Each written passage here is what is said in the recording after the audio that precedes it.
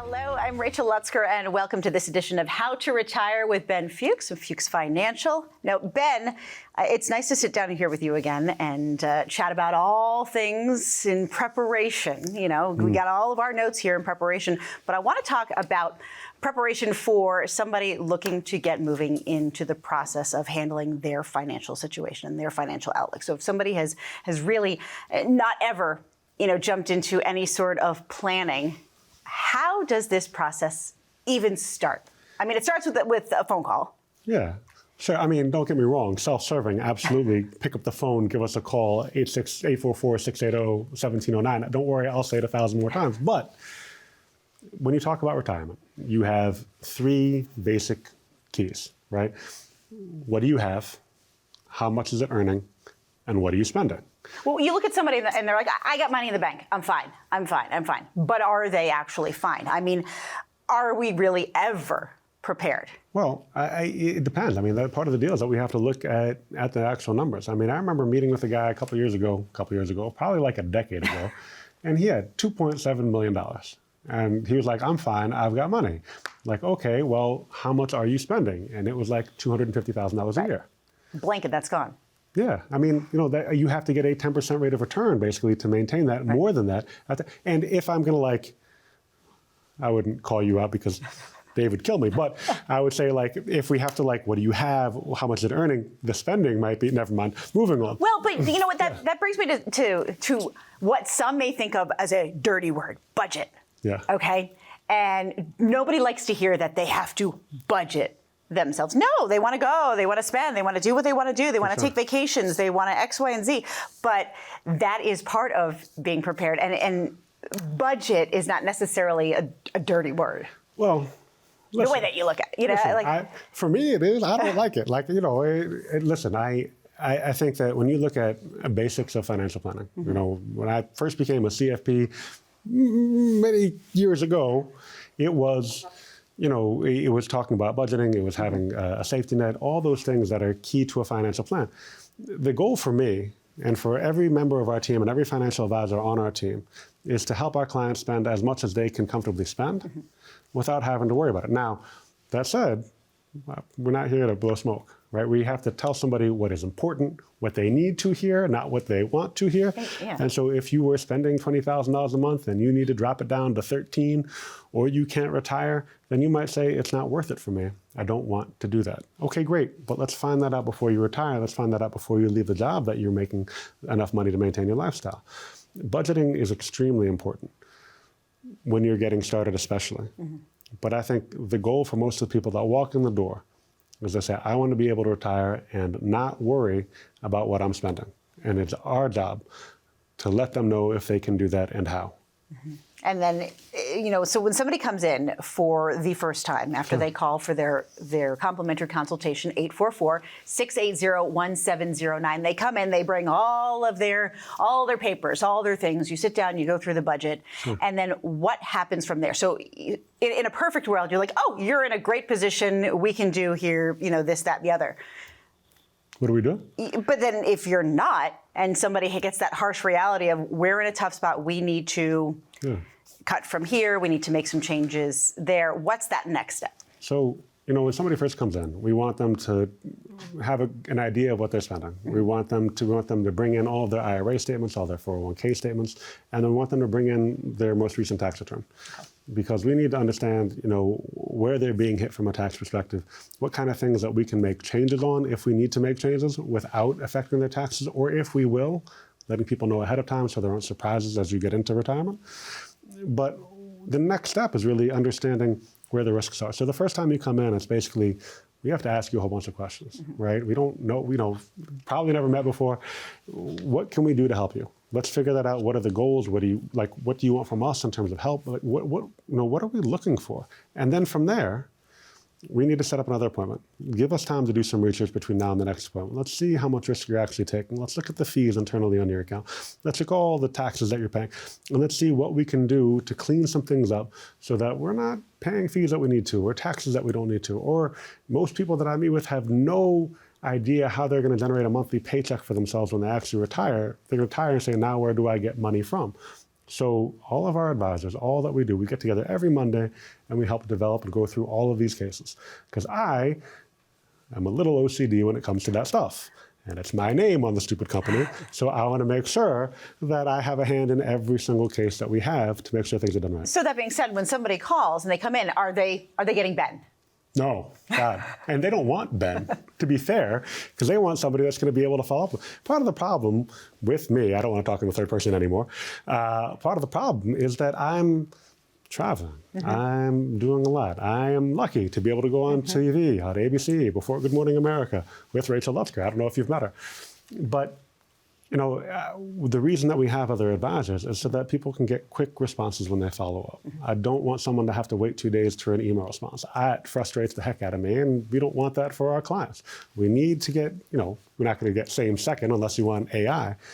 But, you know, we have advisors that do just that. And I can't be in every place at every time. I'm not that cool. We now have 4 offices. We're happy about it.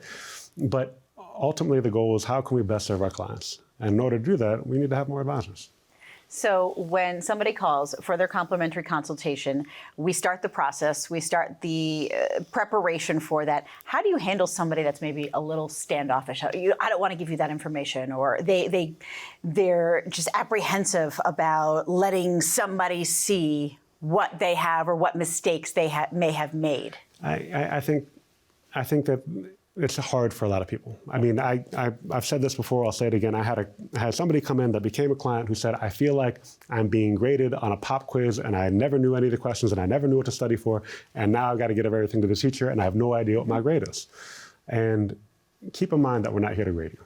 We're not here to tell you you've done something wrong. We're here to look forward and see what can we do now to put you in the best position that we can for retirement.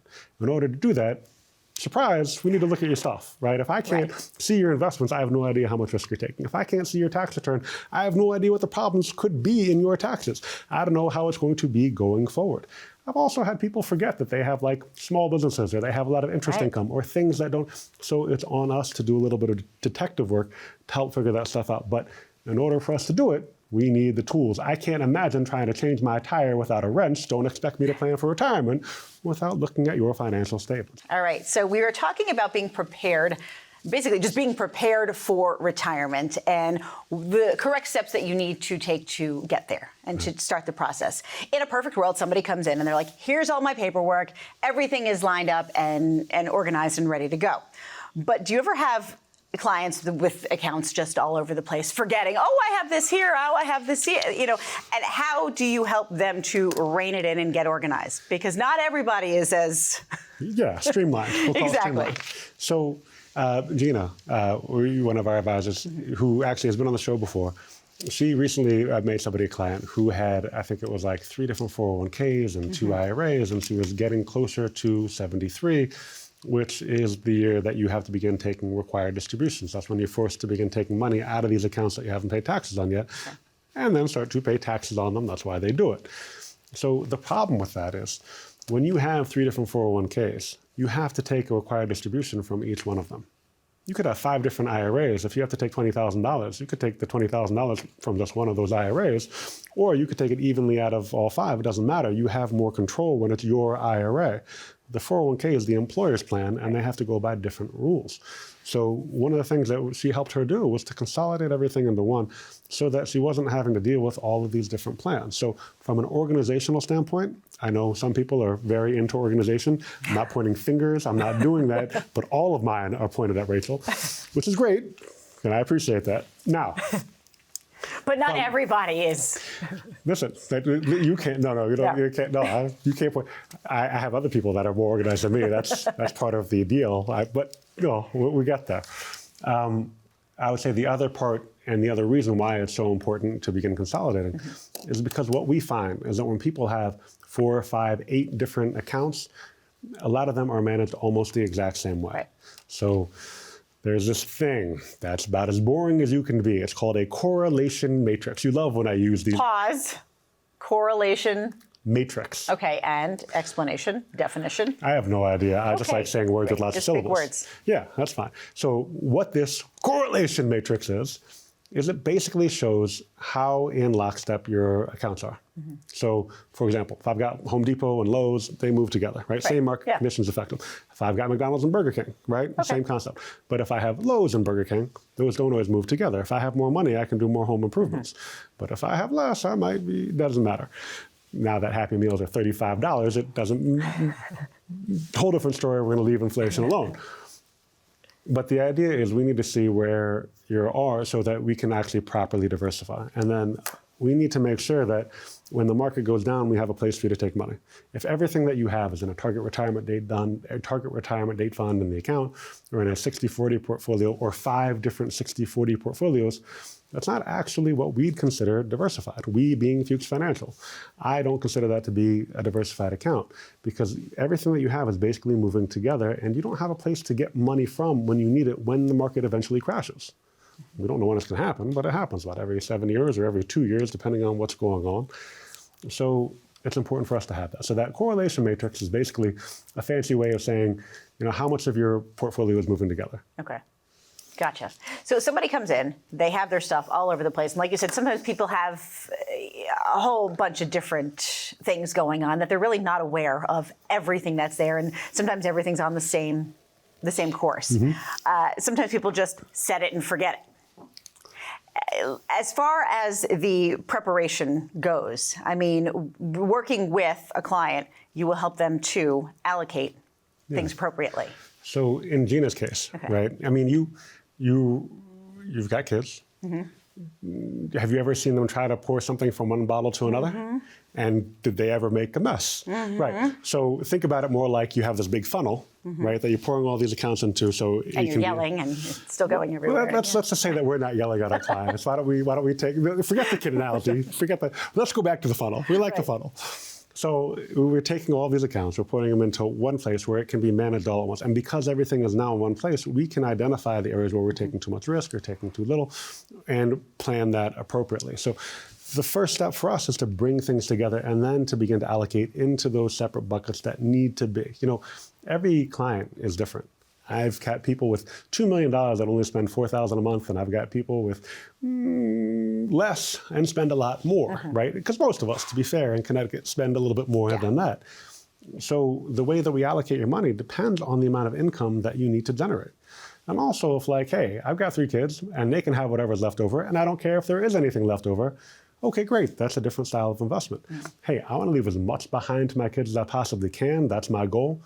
Different styles of investment. So it's not just what you want, it's where you want it to go. It's all these things have to play together. And there's not really a right way or a wrong way to do things. The individual portion of this is that it's really, you tailor it to what is right for that individual client. So you come in, you bring all of the necessary paperwork, you answer all of the questions, you sit down, you do the budget, whether you like what it says or not.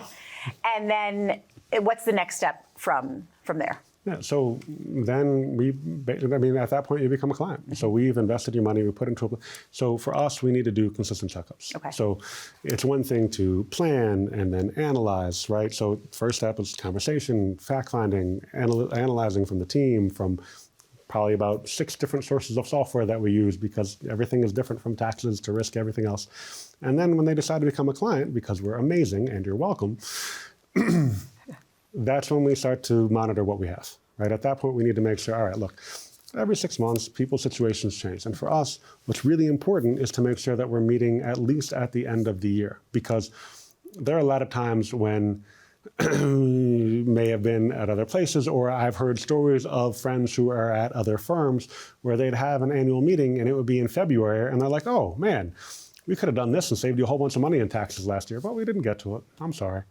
We don't want to have that all shucks moment. Right. We want to save your money. When people make big decisions, they like to get multiple opinions, You're told you need surgery, you're going to get more than one opinion. You need a new roof, you're going to get more than one estimate. So let's talk about people meeting with multiple advisors and coming in and becoming a client. Yeah, so I had a client, I met with somebody like a year and a half ago-ish, and he had a bunch of advisors and he wanted to see what we could do different, and we had a conversation, and okay, great.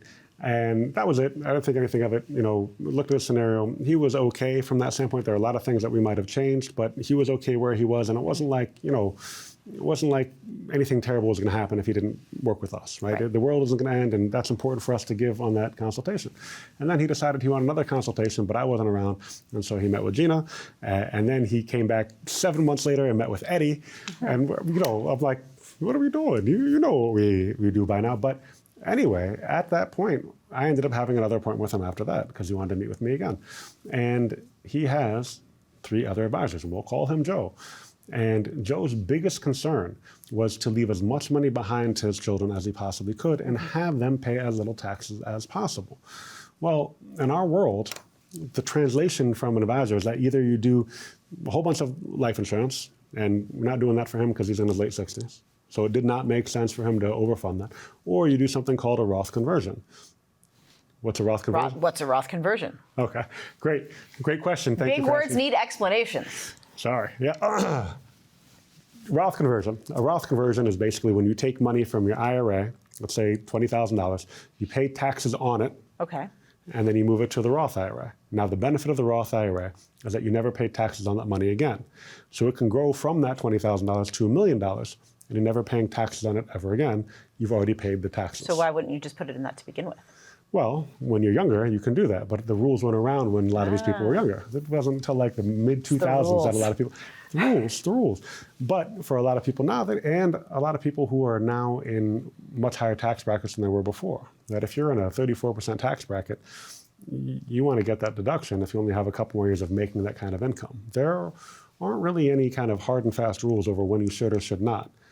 But for him, in this scenario, where the main concern was leaving as much money behind and having the taxes and having them pay as little taxes as possible, the Roth conversion made absolute sense. But he had 3 other advisors, and none of them would give him any advice on the tax side of the equation. Honestly, it wasn't a no-brainer. So after all that time, after meeting with me and then Gina and then Eddie and then back with me again, he just said, all right, let's become one. And honestly, like a month and a half after we got everything settled and all these things consolidated, we started doing Roth conversions. And we're not going to do all of his money at once. We do it little by little so that we can have him pay as little, he can also pay as little in taxes as possible as we can. Also, as long as... but going back to like a second opinion. So somebody comes in for a second opinion. That one met with several advisors within your... And had several advisors. So you have somebody that's coming in, and are they straight up front with you, be like, I'm here for a second opinion? Yeah. And then how, obviously the end result is you're trying to make them a client. I mean, to a point. Listen, our goal, and that's the idea, right? We're doing the show. We want to make more clients. Let's not pretend that we don't. We do. But we're also not here to give anybody bad advice. Our goal is to put you in a better position. By coming in the door, we want to put you in a better position than you were when you leave. That is it. That's the goal every single time. And there are plenty of times when I've told people, you are in a good situation. I like where you are. I don't want to manage your money. There are scenarios where people have gotten mad at me because I don't want to manage their money because it would not put them in a better position. Do I not have enough money? Is this wrong? No, sometimes it's not a good fit. Sometimes the things that you want me to do and you want us to invest in don't make sense for us to do because it's not what we do best and you're just not going to be happy. I know that. I don't want to do that. Also, there are some times when you're kind of too young and I don't want to charge you a fee on something that you can do on your own for less. One of the daughters of one of my clients sat in a room for 45 minutes with me trying to convince me to charge her a fee to manage her money. That didn't make sense. And I actually showed her the numbers, and like over the next X money, she was going to pay us a whole bunch of money. And after I showed her how much money she would pay us over the next 25 years, she was like, all right, yeah, no, I'll do this myself. But you mentioned, people doing it yourself, and we live in a very DIY world where people come in, they're like, well, I want to do, or telling you, I want to do this, or I want you to do this, and I can do this. And you taking a look at everything, that's not the correct thing. And then somebody gets offended. I mean, I think all of us can look at our jobs and think about times when people that have needed our help the most are the ones that will not listen or do anything different. They're so stuck in their way that, like, I can do this myself. And, There are scenarios where we've saved people thousands and thousands of dollars in taxes. There are scenarios where we've saved thousands of dollars in fees. And we can go through different examples in the next show if you want to. And I'm happy to kind of dive in there because it's interesting to me and I enjoy it. But part of the problem is that some people aren't even willing to get the checkup, right? How many people do you know that like their arm could be broken or sawed off and they're like, yeah, no, I'll put some Band-Aid on it, I'm gonna ice it, I'm not worried about it, I'll be fine. No, you need to go to the doctor, you need a checkup, you need to make sure that you're not going to die or that thing can set right or the bone is sticking out, we think that's a problem. There are plenty of times when people are paying way too much in taxes and they finally come in for a checkup and they are so relieved that somebody can help them with their problems. Mm-hmm. We want to be that breath of fresh air. Yeah. We want to take that burden off of someone's shoulders. I mean, if you are somebody that sits at home and you've seen what's happened with the market lately and you have that stress in your shoulders and you feel like, oh man, I don't know what I'm going to do, you should pick up the phone and give us a call. Not because we're going to tell you that you have to become a client or if you don't do that, you're doing the wrong thing or move all of your money to an annuity or get, not the goal. What we want to do is show you the scenarios where you are successful and what it takes to get there. And you might be fine, but if you have that stress, we can help you out. The number is 844-680-1709. We help all of our clients figure out when they should take Social Security, how to generate a paycheck for themselves in retirement, how to minimize their taxes, how to plan for where their money goes when they're not here. All of that is incredibly important for us, but we can't do that unless you pick up the phone. Now, where do we have offices? Great question. 4. You have 4 of them. We have 4 of them. Well, we like. And they are? Oh, yes, thank you. They are in West Hartford, in Mystic, in Middletown, and Middlebury. From now on, we will only find offices with M's. I don't know if there are any more in the state, maybe Marlboro, who knows. But West Hartford, Middletown, Middlebury, and Mystic. But we also do appointments by Zoom and by phone. Look, wherever you are, you need help, we'll help you. We don't charge anything. It is a complimentary consultation. We do a lot of research. You're welcome.